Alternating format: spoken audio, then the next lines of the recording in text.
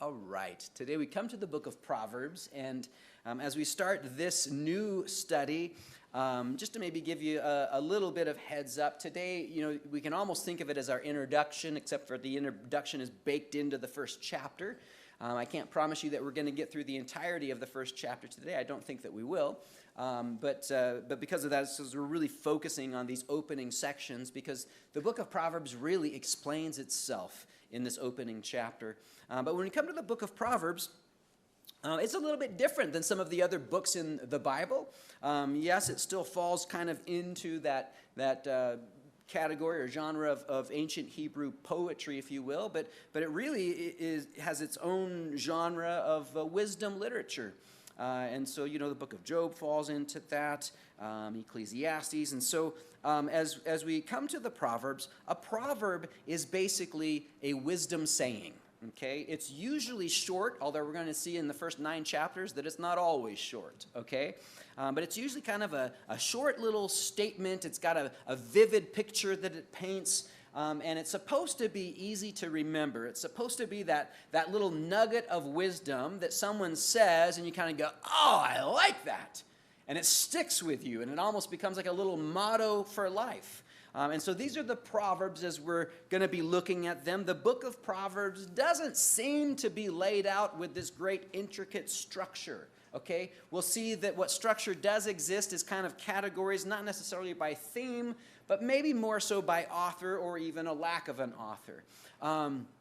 They're kind of grouped together as such, but a lot of times, each proverb is kind of its own little thing. It kind of stands on its own, and you finish one proverb, and you move to the next proverb. Oftentimes, as you're reading through the book of Proverbs, the proverbs are separated by just a little space. You might think of it as a paragraph break. And if you're ever trying to figure out, does this go with this? Does this build upon this? The publishers of your Bible have tried to do you a favor with their understanding and try to put just a little bit of space between each proverb, meaning that each proverb kind of stands alone. You might see proverbs that run in a theme. We will see a great deal of repetition amongst the proverbs, meaning that as we go from chapter to chapter to chapter to chapter, that makes it sound like it's going to go fast, huh? That as we go from chapter to chapter, you'll see repetition. You'll find proverbs that sound like one previously, but maybe it's a little bit different. Or you might even find a proverb that sounds like it's the exact opposite of one that we just read the chapter before. And so each one is its own little thing. They're not all little, however. Some of them, as we're going to see in the first 9 chapters of the Proverbs, are lengthier. And when we hit chapter 10, we're going to see that that's kind of where the one-liners, they're not really one-liners, they're multiple lines, but they're the short little statements that kind of stand all on their own. The book of Proverbs has 31 chapters in it, and for that reason, a lot of people have incorporated the book of Proverbs into their daily devotional time by simply reading 1 chapter a day. They read 1 chapter of the Proverbs every day all the way through the month, and the next month they just start over again, and the next month they start over again, and the next month they start over again, and they just incorporate it. I've done this many times in my own devotional time with the Lord, but then, you hit a certain point and you start spending your devotional time with something a little more diverse, and you're bringing in something else. The Proverbs doesn't have to be the only part of your time, daily time in God's Word. It shouldn't be, but it certainly is an easy one to incorporate in, and all you have to do is figure out, if today is, whatever, the 13th, then you can read the 13th chapter and go from there. We're going to take a look here at Proverbs chapter 1 today, not the entirety of it, but let's just start with verse 1. It says, the Proverbs of Solomon, the son of David, king of Israel. And that's where we're going to start today. The book of Proverbs is oftentimes attributed to King Solomon, but not everything in the book of Proverbs are his proverbs. Okay?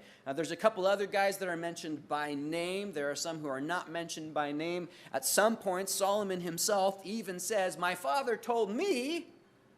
And he's talking to his son, okay? So when Solomon says that my father told me, and he quotes his father, he's quoting David. And so you could say that there's some of the wisdom of David in the book of Proverbs as well. But with King Solomon, of course, goes down in history as being the wisest of all men. When we read about his life, we realize that he certainly didn't walk out the entirety of his life in wisdom. And in fact, he ends up actually falling for some of the foolishness that he spoke against in the book of Proverbs. And so his life reveals that you can possess knowledge, But wisdom is something a little bit different, and we're going to be seeing that as we go through this today. In 1 Kings chapter 3, verse 5, the Lord appears to Solomon in a dream by night. He has just been anointed as the king of Israel after the death of his father David. And in 1 Kings 3:5, it says that the Lord appeared to Solomon in a dream by night, and God said, "Ask, what shall I give you?" And verse 7, Solomon responds, and he says, "O Lord my God, you have made your servant king instead of my father David. But I am a little child. I do not know how to go out or to come in. And your servant is in the midst of your people whom you have chosen, a great people, too numerous to be numbered or counted. Therefore give to your servant an understanding heart to judge your people, that I may discern between good and evil. For who is able to judge this great people of yours?" And then in verse 12, the Lord says, "Behold, I have done according to your words. See, I have given you a wise and understanding heart, so that there has not been anyone like you before you, nor shall any like you arise after you." It's an important line right here. So the Lord appears to Solomon in a vision or in a dream, and he says, "Solomon, what would you like? You just ask. It'll be yours." And Solomon responds and he says, "I've been given this great task of being the king over your great nation, over your people." He says, "And I'm really not up to the task." He says, "I'm just like a child." Now, he wasn't a child. He was a young man, but he recognized that my experience really doesn't rise to the occasion of my calling. I've been called and anointed and appointed as the king of Israel, but I'm really not equipped. And that's not to say that his father didn't seek to equip him, not to say that he didn't have counselors. Here in Solomon's response, we see one of the key elements of wisdom, and wisdom is going to be the theme that runs throughout the book of Proverbs. We're going to find a consistent reference to wisdom, to understanding, to knowledge, to prudence, discretion. These are all going to be key words, and many of them are fairly synonymous. They might have a slightly different emphasis between them, but they all kind of run and they flow together. We'll see that as we get back into chapter 1 here. But for Solomon, he recognized, I've got this great task, and I really can't do this on my own. And so, Lord, if you could give me any one thing, it would be the understanding or the wisdom to rule your people and to rule them well. And the Lord responds and he says, "You got it." Of course, he goes on and says, "And I'm going to give you a whole lot more than just what you've asked." Most guys would have asked for wealth and power and fame, and I'll give you all that stuff too. But you've asked for wisdom and understanding, and that is what I'm going to do. And then again, at the end of that section that we just read there, the Lord says, "There has not been anyone like you," referring to Solomon. "There's not been anyone before you, nor anyone after you like you." And so this is God's commentary that Solomon, you are to be the wisest man in history. None like you before, and none after. Now, of course, we would throw in an exception to that, right? We would put Jesus in there and say, "No, I think that Jesus' wisdom surpasses Solomon's." Certainly the manner in which he lived out his earthly days certainly supersedes Solomon. Again, moving on in 1 Kings 4:29, a little bit later, it says, and God gave Solomon wisdom and exceedingly great understanding and largeness of heart like the sand of the seashore. Thus Solomon's wisdom excelled the wisdom of all the men of the east and of all the wisdom of Egypt. For he was wiser than all men, than Ethan the Ezrahite, and Heman, Calcol, Darda, the wisdom or the sons of Mahol, and his fame was in all the surrounding nations. It says he spoke 3,000 proverbs. Now, they're not all recorded for us in the book of Proverbs. So what we're going to be studying in the Proverbs is just a portion of Solomon's wisdom. Okay? And since Proverbs also contains other guys' wisdom as well, then it's even revealing that there's a whole lot more of Solomon's wisdom that's not recorded for us. But he spoke 3,000 proverbs, and his songs were 1,005. So he was a songwriter as well. He spoke of trees, from the cedar tree of Lebanon, even to the hyssop that springs out of the wall. That is, that he spoke of large things and small things. He spoke a lot of nature. It says he spoke also of animals, of birds, of creeping things, and of fish. And men of all nations, from all the kings of the earth who had heard of his wisdom, came to hear the wisdom of Solomon. And so Solomon's wisdom his reputation for his wisdom literally spread around the globe. And other wise men came to hear the wisdom of Solomon. Other kings came to hear the wisdom of Solomon. And so this is the guy who's writing much, not all, but much of what we're studying in the book of Proverbs. So when we come to the book of Proverbs, it's always nice to know who's the author. But on this occasion, it adds a little bit more insight into the fact that you're not just reading the Proverbs from a wise individual. You're reading the Proverbs from the guy who God says is the wisest individual in all of history. We're going to see very quickly that this wisdom does not originate from Solomon. We've already read the history. Solomon asked for the wisdom, the Lord gave the wisdom, and even in the Proverbs it's going to identify that wisdom originates with the Lord. Okay? So it's not just Solomon's wisdom we're looking at. It's the wisdom that God gives that has been time-tested throughout the ages. This is the wisdom that the ancients traveled the world to hear. And we get to receive it right here in Cuddy Hall on Sunday mornings. Isn't that cool? That's fantastic. All right, so let's come back to Proverbs chapter 1. Again, verse 1, the Proverbs of Solomon, the son of David, king of Israel. And in verse 2, we are given the purpose of the Proverbs. It says, to know wisdom and instruction, to perceive the words of understanding, to receive the instruction of wisdom, justice, judgment, and equity, to give prudence to the simple, to the young man knowledge and discretion. A wise man will hear and increase learning, and a man of understanding will attain wise counsel. To understand a proverb and an enigma, the words of the wise and their riddles. As we take a look just at this opening statement here, and you could say that this is a proverb, but I think that really what we're looking at is we're looking at the introduction. It's as if Solomon is saying, this is the purpose for a proverb. When we come to wisdom, this is what wisdom accomplishes. And as we go through the book of Proverbs, again, I've already said, the first 9 chapters are a little bit different than chapter 10 and beyond. Chapter 10 and beyond, we have those short little statements, boom, boom, boom, boom. Each one's kind of its own independent little nugget of wisdom. But in the first 9 chapters, we have longer sections. And in fact, a proverb, as we think about it, it's kind of like, this wise one-liner or, this nugget of truth or of perspective. A parable also is considered to be a proverb, even though a parable is a much longer, I don't want to just say a story, but an insight. Okay, there's wisdom that's being presented in the context of a parable. And so we're going to be going through in these opening chapters, and we'll see some things that are kind of presented to us as a parable. But as we take a look at all of these things, we're told what the Proverbs are for. When we come to the Proverbs, we may not, especially when we get into the chapter 10 and beyond, and we're getting into all of the short little ones, we may not be doing our verse by verse by verse by verse. We'll be reading through all of the Proverbs, but most likely we're going to be camping out on certain ones and really gleaning from them. But as we begin here, we're getting our introduction, and we're being told this is what wisdom is for, or this is what the Proverbs are for. And so check this out. As we go into the book of Proverbs, the book of Proverbs is a book of application. You don't have to read through it and figure out, how does this apply to my life? Okay? If you have wisdom, you'll understand how it applies to your life.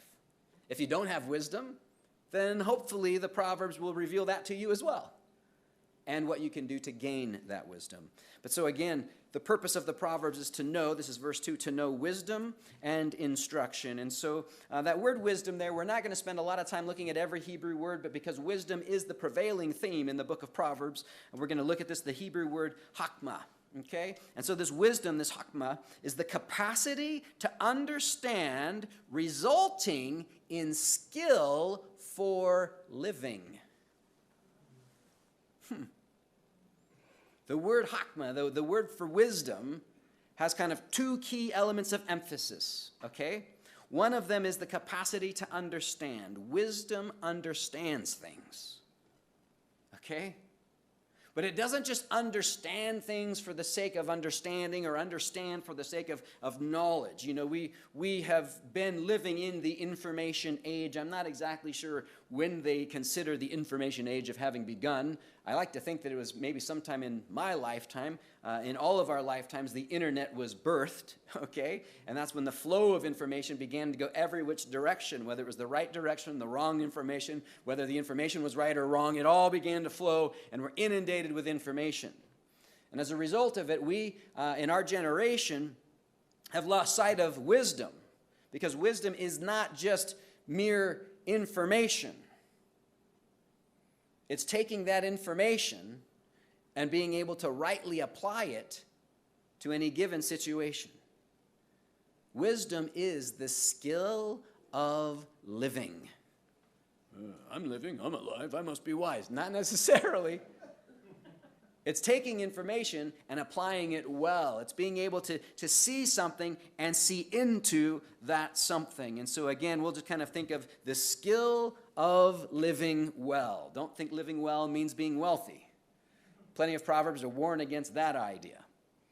It's not the skill of being happy. It's the skill of living life and living a good life well.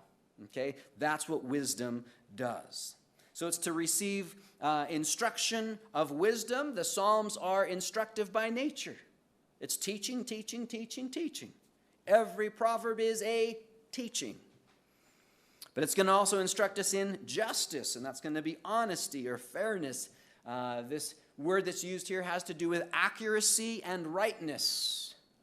And so the Proverbs are going to instruct us in how to live a right life.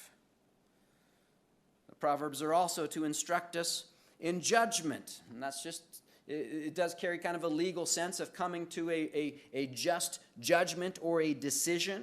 But this is going to overflow into other areas of life. It's not to say that you read the Proverbs and when you graduate from the book of Proverbs, you'll get a black robe and a bench to sit on and a gavel, and you'll get to guilty or not guilty. But the Proverbs will help you discern right from wrong.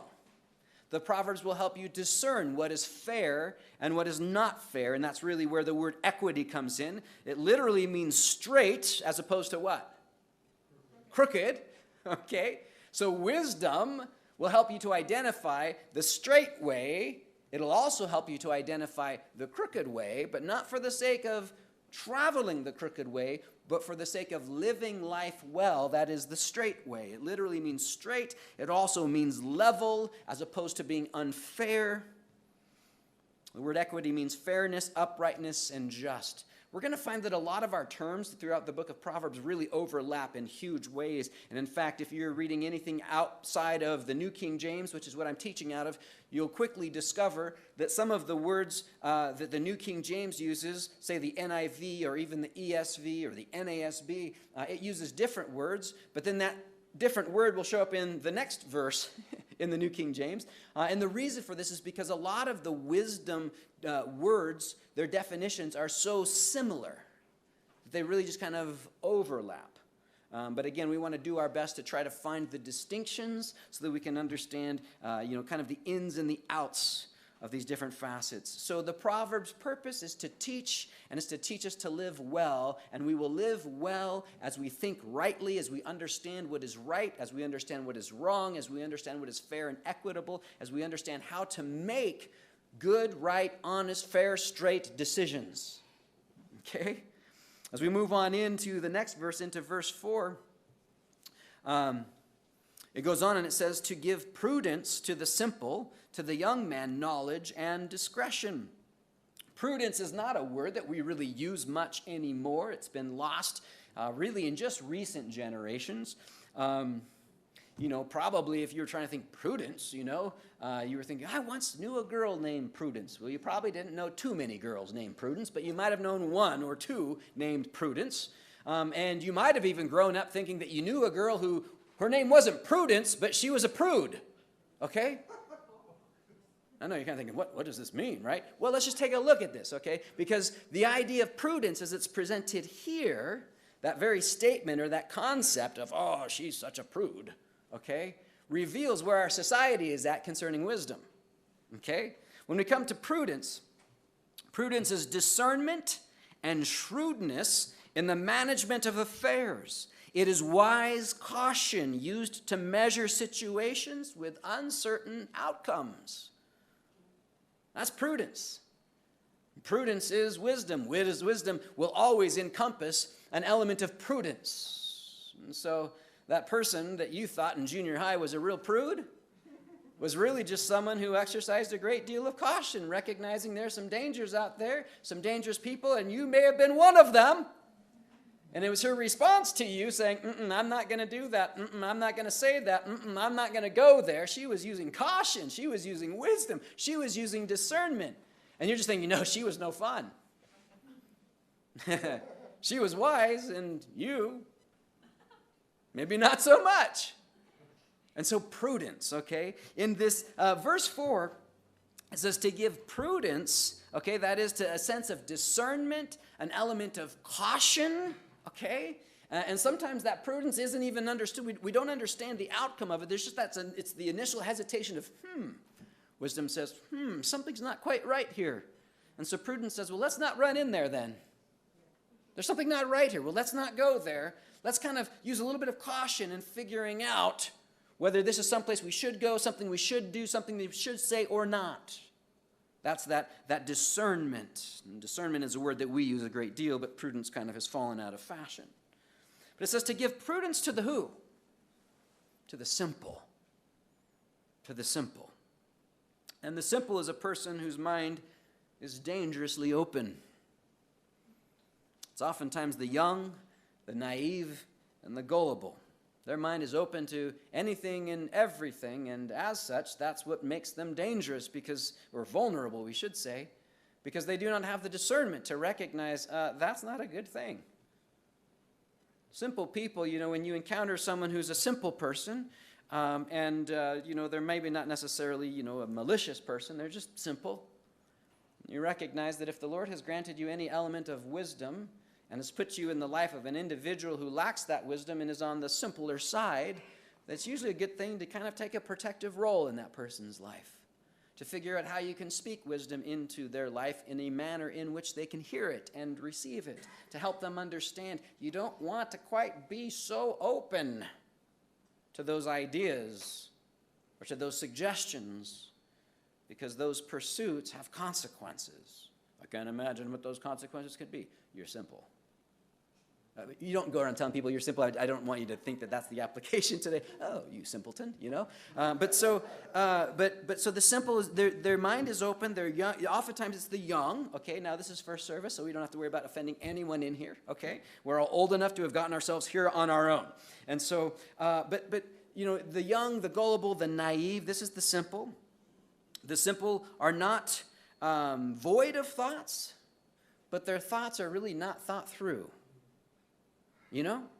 They have opinions, ideas, but they haven't really worked those ideas out to figure out what's the result of this. If I go here, what happens? If I do this, what's the outcome? Or maybe they think they have done that, but they don't have the experience or the understanding to know it's not going to work out that way. Sometimes someone will offer an idea and a suggestion, and I'll say, do you really think that's a good idea? And they go, I think so. Okay. Do you think that there's anything that could go wrong in this? I can't imagine anything that could possibly go wrong with this.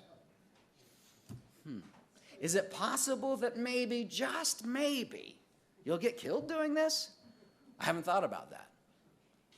Well, all that has to happen is you have to, and you fill in the blank, and they go, I hadn't really thought about that. And you feel like saying, I don't think you thought about anything. But that's just the simple, okay? And you can't necessarily blame the simple for being simple until, of course, you understand that wisdom has cried out in the public squares. We'll get there a little bit later. So that's the simple. And so the Proverbs are to give prudence or discernment or wisdom to the simple, to the young man knowledge and discretion. So knowledge is understanding, it is skill, it is intelligence, it is not just information. It's the ability to take that information and do something with it, and to do something wise, to do something good with it, to bring a right application to it. And discretion means to be reserved, to be discerning. It's the ability to make proper decisions apart from some outside influence. That's someone else telling you what to do. If you have discernment, then you have the capacity to discern. If you don't have the capacity, then please find a friend who has discernment.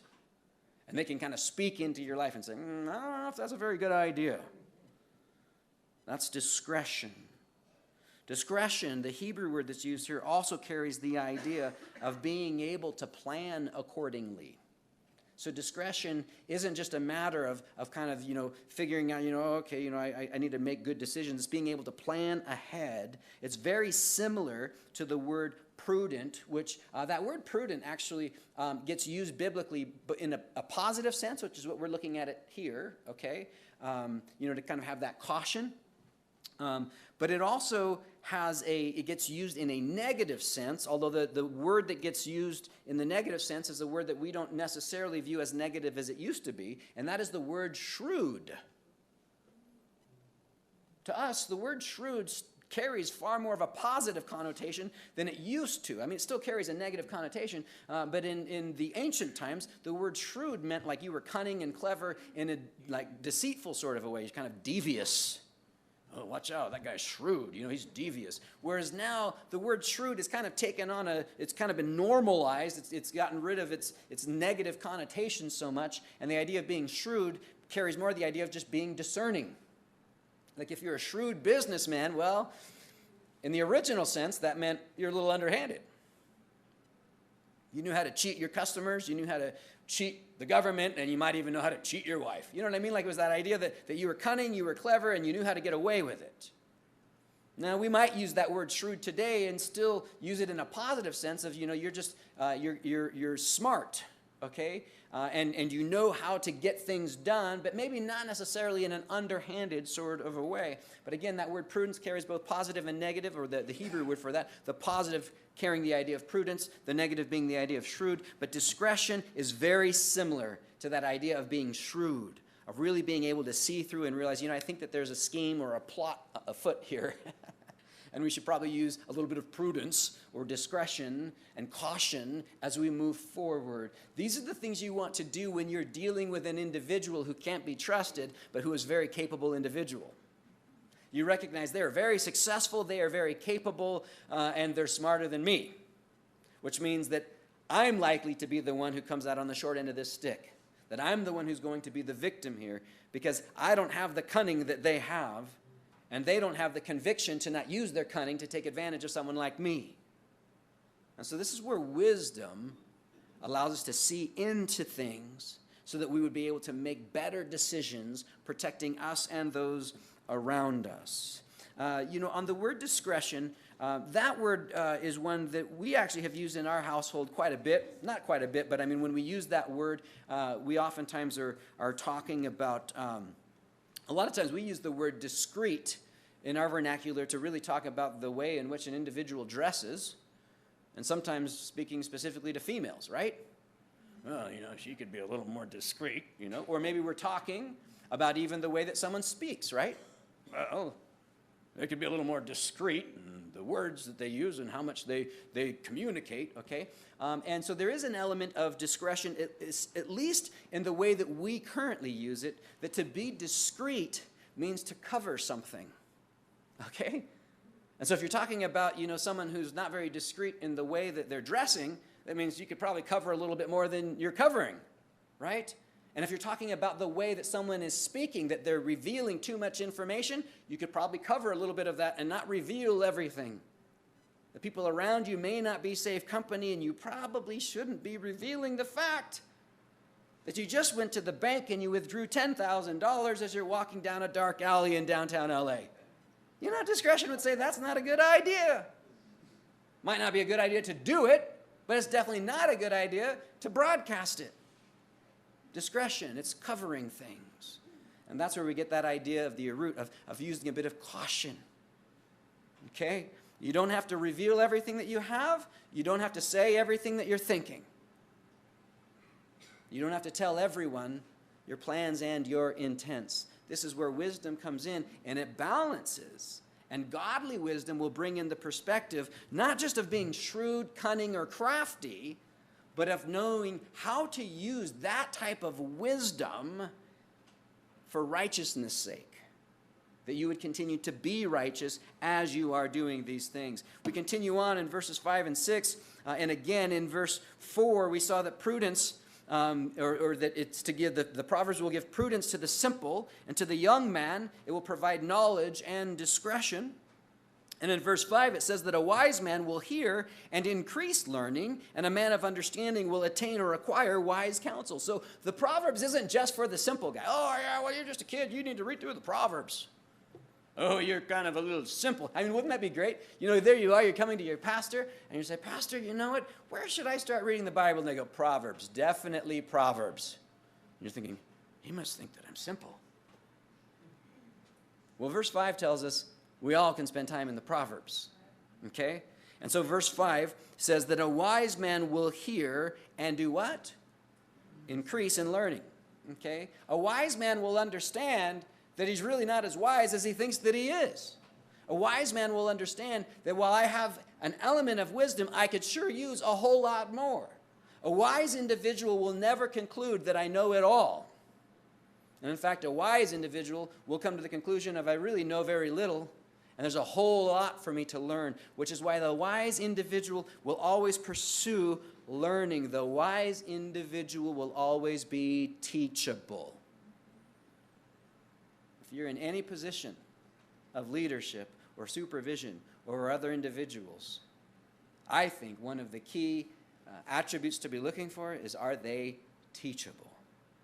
Because if someone is coming in and they want to serve, if someone is coming in and they say, hey, you know what, I want to teach, but they themselves are not teachable, then you realize, oh, this isn't going to go very well. They think that they've already arrived. If you're not teachable, then you've concluded that you already know it all, or at least that you know more than the people around you, and there's nothing from the people around you that you can learn from. And again, maybe one specific element of us living in the information age is that people have become, at least in their minds, they perceive themselves as being very independent of other individuals, meaning that I really don't need other people to teach me because I've got YouTube. And it's true, you can learn a lot on YouTube. You can probably learn more on YouTube than from the people around you. But if that breeds an element of independence or of proud independence, whereby I think I really don't need to hear what you have to say or what you have to say because I can just figure it out on my own, that's not teachable. There's no humility in that posture. And so the wise man will hear and increase in learning. And that word here really is something that we want to really understand. Okay? Because that word here does not just mean the intake of audio signals. Did you hear that? No, I didn't hear that. That's just audio. Did you hear that? Yeah, it sounded like a dog barking down the street. Oh, yeah, that's what it was.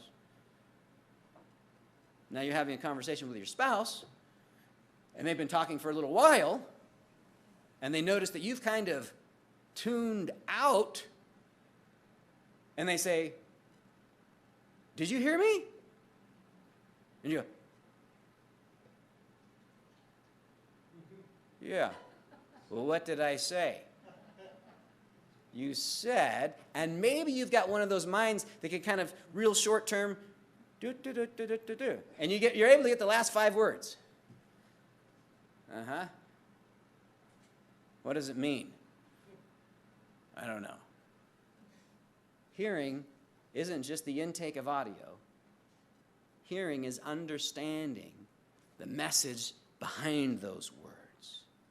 And so the idea of hearing means that you are going to seek out every ounce of understanding you can get from what is being stated.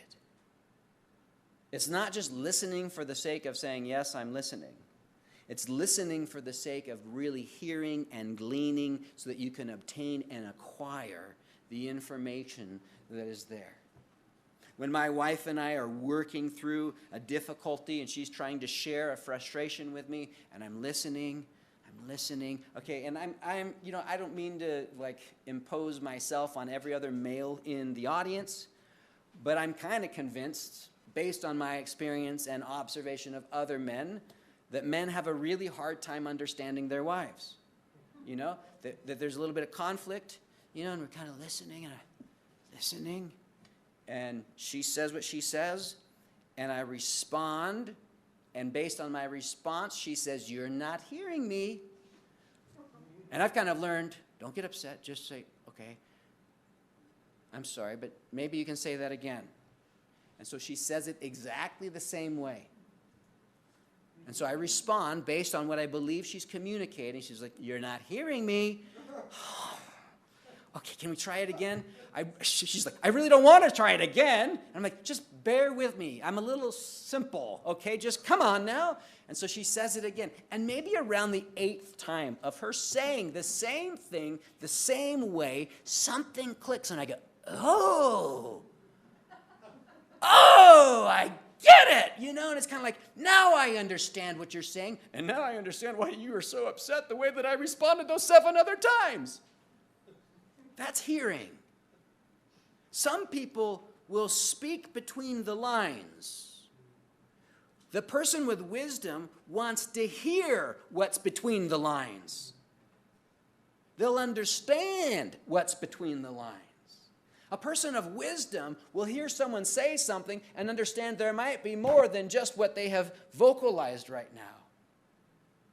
And wisdom, if it's true wisdom rightly applied, they will read into a matter in a correct way, not in a wrong way. In a fruitful way, not in a presumptuous way. They'll understand, okay, I get it. Your boss can come to you, and they might share a word of mild correction. And the wise individual would probably recognize there's probably more than just what they're saying. And so I shouldn't just brush off their mild word of correction. I should realize that they may be trying to be kind to me, and so I need to really pay that much more attention to the job that I'm doing. That's what it means to hear. We continue on. A wise man will hear and increase learning. Middle of verse 5, and a man of understanding will attain or acquire wise counsel. Why will he do that? Because he knows that he doesn't know it all. He recognizes that wisdom is beyond me. I possess what I possess, but what I possess is not enough for me to succeed in life the way that I want to succeed. And so therefore, I need to learn from others. It brings us back to being teachable. The wise individual, the man who seeks understanding, will seek out others. We will see later on in our study that there's wisdom in a multitude of counselors. Now, check it out. When we get there, we're going to discover that that multitude of counselors doesn't mean that they're all going to agree. Okay, sometimes like I've known people said, I don't seek out a multitude of counselors because they all disagree with each other. That's fine. There's wisdom in seeking out all of those people with differing opinions. All you have to do now is sort through it. I don't want to sort through it. I just want someone to tell me what to do. Oh, you're a little simple. Grow in understanding, and then you'll understand words of understanding. And that's really where Solomon was, even as that youth going to the throne, right? He had enough understanding to understand that he needs more understanding. It always takes wisdom to know that you need wisdom, because the fool doesn't think they need wisdom. And so if you're here today or at any point in your life, you come to the conclusion of, I think I should grow in wisdom, understand that's a good sign that there's a little bit of wisdom at work within you. And if at any point you think, I don't need any of this,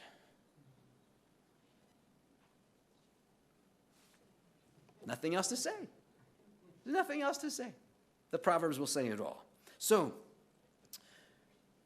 a wise man will hear and increase learning, and a man of understanding will attain wise counsel. Verse 6 goes on, the Proverbs are to understand a proverb and an enigma, the words of the wise and their riddles. So check this out. The Proverbs are given to understand a proverb, and you might think, this is a little circular here. And that's exactly the point that we've just declared, and that is that you need wisdom to understand that you need wisdom. That it's where there's a complete, emptiness of wisdom, that's the individual who the Proverbs are going to identify and label as the fool. And that person doesn't believe that they need wisdom. They believe that they already know it all. But so you need wisdom, to understand wisdom, you need the Proverbs to understand a proverb and an enigma. Now, an enigma is kind of like this hidden thing. Let me find out the word here where we've got it. Somewhere in my notes. Come now, isn't there anything in here that talks about what an enigma is? Oh, it's an elusive saying, a parable, or a proverb that needs wisdom to figure it out. I'm not a big riddle guy. My brain just isn't really that clever. All right? But there's, like the boys will bring in and they'll have a riddle book or something. And I always think, like, how in the world am I supposed to know that? You know what I mean? Like that could be one of a million things. Is there only one answer? And sometimes someone will give an answer, like, that was a great answer. Nope, that's not the answer. Well, who says it's the wrong answer? You know what I mean? I can never figure these things out. Maybe this is just revealing I don't have much wisdom, right? But that's what the Proverbs are for, because wisdom is needed to figure certain things out. Now, the word enigma here is a different word in the Hebrew than in the end of verse 6 where it uses the word riddle, but it's very much the same idea. You've got to have wisdom to unlock. It's the key that unlocks the understanding of this hidden element. And then, of course, verse 7 gives us what is the foundation of wisdom when it says, the fear of the Lord is the beginning of knowledge, but fools despise wisdom and instruction. Okay, verse 7, we're going to see this appear later on in the book as well. This truth reveals multiple times throughout Scripture. Sometimes it says the fear of the Lord is the beginning of knowledge, as it does here in verse 7. Other places it says the fear of the Lord is the beginning of wisdom. Two different Hebrew words, very similar, though, in their purpose. But the fear of the Lord is the beginning of knowledge. Now, the word beginning here literally means that this is the starting point, or as I've kind of said, this is the foundation, okay? Wisdom can only be built upon the fear of the Lord. Why? Because wisdom originates with the Lord. There is no wisdom outside of God. Okay? And if we go back to our definition of wisdom, that wisdom is the capacity to understand that produces the skill for living well, okay? That if we're looking for the skill for life, then look no further than the creator and giver of life. That as God has created you and as he's created the cosmos around you, he understands how you're going to succeed in living your life. And so he has given you his word, and in the midst of his word, he has also given you some specific words that are words of wisdom. They originate from him. Solomon was wise enough to recognize, God, I need your help. And he says, that was a good request, and here it is. And he gave it to him. And from there on, he thrived until, of course, he forsook. You could say he forsook his own wisdom, but really, what did he forsake? He forsook the God of wisdom. That's what happened with Solomon. And so the moment that someone forsakes the Lord, they are departing from wisdom. They may continue to talk and speak in riddles, and they may continue to sound impressive to the people around them. But the reality is, once you forsake the God of wisdom, you have forsaken wisdom as well. And so the fear of the Lord is the beginning of knowledge, but fools despise wisdom and instruction. And so as we just kind of finish up on verse 7 here, which is this foundational truth, the fool, they despise wisdom and instruction. And again, when I'm reading through the Proverbs, I oftentimes read something and I get, oh, that's so obvious. You know what I mean? Like, oh, that's an obvious thing. But then I realize, oh, it's a simple truth. It's an obvious reality. But if I don't apply that simple truth and that obvious reality and actually do what it says to do, then that wisdom is completely empty. It accomplishes nothing. And again, this is where we make the distinction between wisdom and information. And many of us are plagued with information, meaning that we've got the information, but we never really put it into application. We can read the Proverbs until we're blue in the face, but until we start applying the Proverbs to our lives, the Proverbs are completely powerless. The wisdom is empty. God's word accomplishes nothing until we allow it to do what it's intended to do, until we start to apply it to our lives. Head knowledge will not get you into the kingdom of heaven. Head knowledge will not cause you to thrive in living life. It's taking that knowledge and rightly applying it to life and living life the way that God created life to be lived. in accordance to his word and by his wisdom, that is where life comes together. The individual who fears the Lord is the individual who has that strong, firm foundation, that fear, that reverence of the Lord, that respect of the Lord, the recognition that you are the creator, I am not. You are the beholder of all that is wise and true and good, and I have really nothing to offer. But Lord, if you'll have me, and if you'll offer yourself to me, and if you'll offer your wisdom to me, then I will take it. That is the individual who will grow. And as we go through our study in the Proverbs, we're going to see this happen over and over, where it's kind of like, oh, yeah. We'll see these little nuggets. You know, when I read through the Proverbs, typically what happens is I'll read through 6 or 7 Proverbs, and one of them goes, zing! Wow, look at that truth. You know, and there's Proverbs that we all know. There's Proverbs we'll come to, and we all go, yeah, that's the one. I love that proverb. Do you do that proverb? That's the question. Right? But it's not just a matter of us understanding them. It's a matter of us applying it to our lives. And we begin to grow. And as we understand the Proverbs and we see, we read these Proverbs, people will come to our mind and go, oh, that reminds me of so-and-so. So-and-so is that way. And before long, we begin to recognize, you know, the wise man is the man that really is like the guru, you know? It's kind of like, that's the guy that I need to pursue. That's the guy that I can learn from. The book of Proverbs has been placed on your lap for that purpose, for us to learn, not from Solomon, but from the God whom Solomon learned from. It doesn't get any better than this.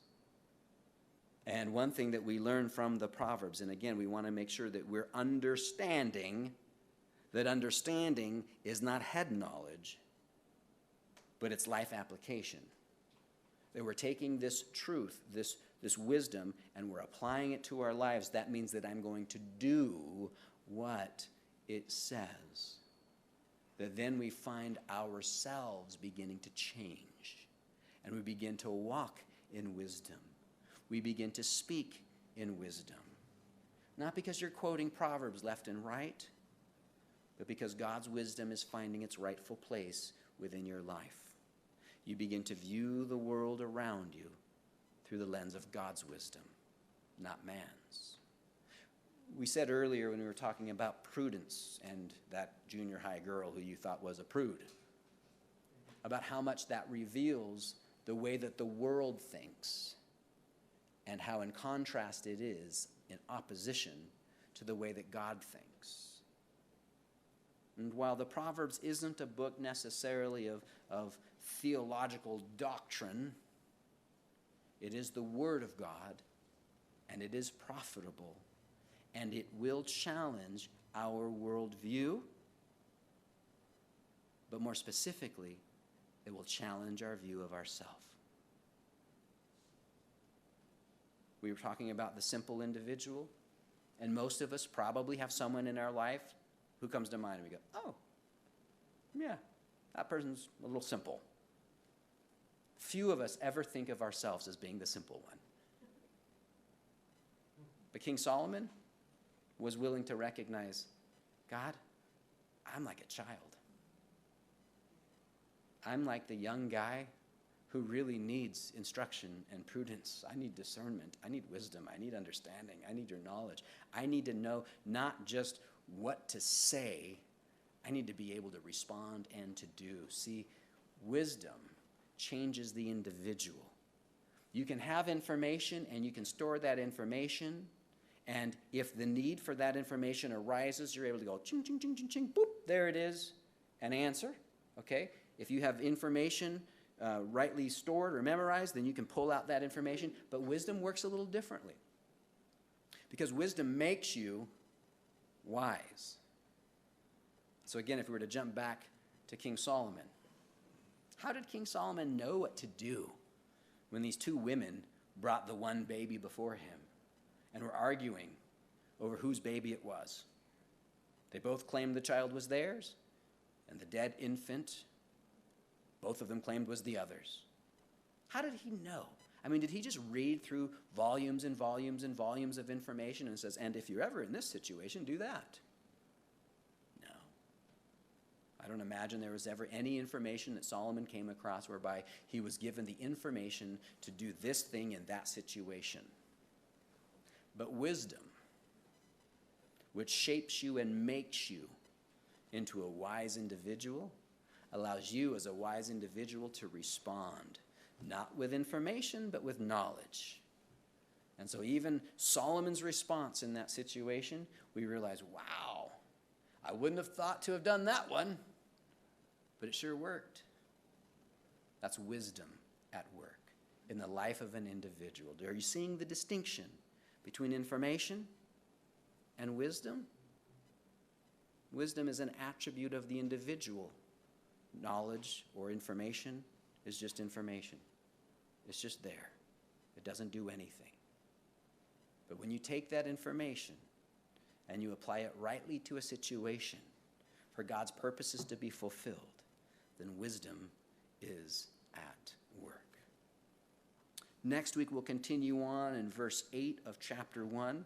And really the remainder of the chapter has two parables primarily that fills in the rest of the chapter. Again, today we just kind of looked at the introduction to the Proverbs and understanding what they're for and what they accomplish and why we all need it. Oh, yeah, I was saying, like we talk about the simple and we don't really see ourselves as the simple.